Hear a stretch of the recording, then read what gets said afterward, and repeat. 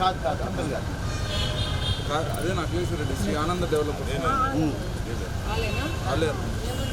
మనకి యాక్సిడెంట్ అయిందని మధ్యన కోరుకున్నాడు వేస్తామని అటెండ్ చేసుకోవడము వెళ్ళిపోవడము కూర్చోవడము తప్పు ఎవరితో అయిపోతా ఉంది ప్రజాప్రతినిధులు అయిపోతా మాకైతే ఏం సంబంధం లేదు.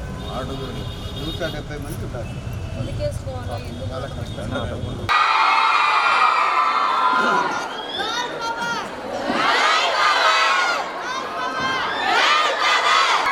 సూపర్ పవర్ తో ఉన్నారు, సూపర్ ఎగ్జైటెడ్ గా ఉన్నారు.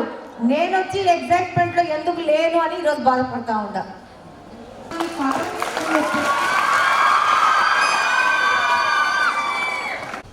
ఇక్కడ ఇన్నిసార్లు తిరుగుతూ ఉంటాయి రోడ్డు మీద. నేను 2 ఏళ్లలో వచ్చినాను, అది కూడా ఇదే కదా. ఇది హాస్పిటల్ కదా.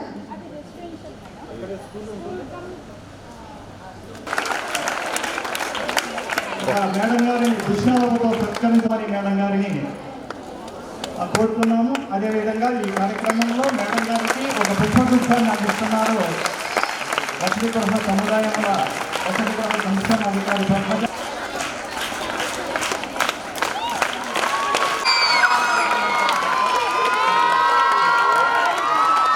మరియు శాసనసభ్యులైనటువంటి రెడ్డపరెడ్డి గారి, మాధవిరెడ్డి గారికి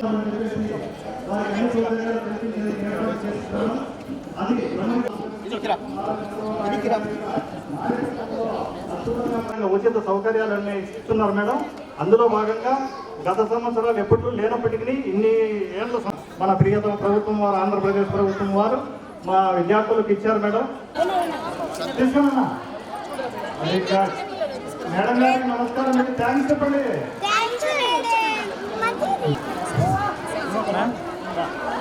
మీరు ముగ్గురు ఒకటే మేడం.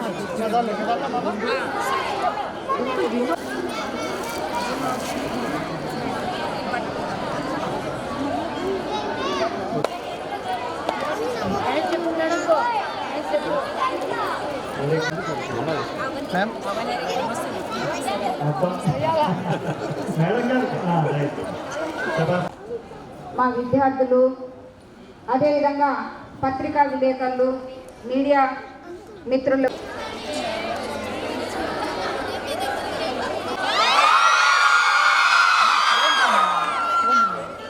అందరి చేతులు మేడం పిడికిలు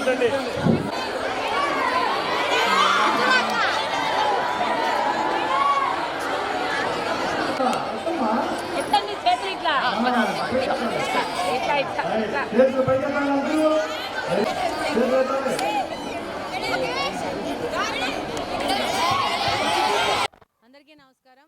ఈరోజు సాంఘిక సంక్షేమ శాఖ నుంచి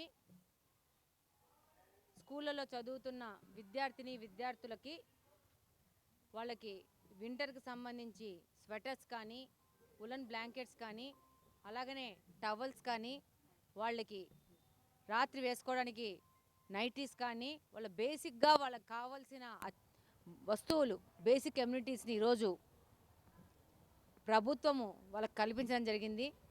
షూస్ కూడా దీంట్లో ఇవ్వడం జరిగింది. ఈరోజు వాటి పంపిణీనే కడప నియోజకవర్గంలో ఈరోజు చేయడం జరిగింది. సాంఘిక సంక్షేమ హాస్టల్లో దాదాపు కడప నియోజకవర్గంలో 11 సాంఘిక సంక్షేమ హాస్టల్స్ ఉన్నాయి. ప్రతి ఒక్క హాస్టల్లో చదువుతున్న ప్రతి ఒక్క విద్యార్థికి ప్రభుత్వం తరపు నుంచి వాళ్ళకి కావాల్సిన సామాను పంపిణీ జరుగుతూ ఉంది. ఈ ప్రభుత్వం వచ్చినప్పటి నుంచి అన్ని వర్గాలకి సమాన ప్రాతిపదికతో సమాన అవకాశాలు ఇస్తూ, అలాగనే అభివృద్ధి, ఉపాధి అవకాశాల్లో అత్యధిక ప్రాధాన్యత ఇస్తూ ఈరోజు ప్రభుత్వం ముందుకెళ్తా ఉంది. ఇక్కడ ప్రతి ఒక్క వసతి ప్రాపర్గా పెట్టి ఇప్పుడు ఆడపిల్లలు బాగా చదువుకొని వాళ్ళ కెరీర్లో సెటిల్ అవ్వాలని చెప్పి ఒక ముఖ్య ఉద్దేశంతో ఈరోజు ప్రభుత్వం పనిచేస్తూ ఉంది. కాబట్టి దీనికి ప్రతి ఒక్క సాంఘిక సంక్షేమ శాఖకు సంబంధించిన అధికారులందరూ ఎంతో తోడ్పాటిస్తున్నారు. వారందరికీ ధన్యవాదాలు తెలియజేసుకుంటున్నానని సందర్భంగా తెలియజేసుకుంటున్నాను.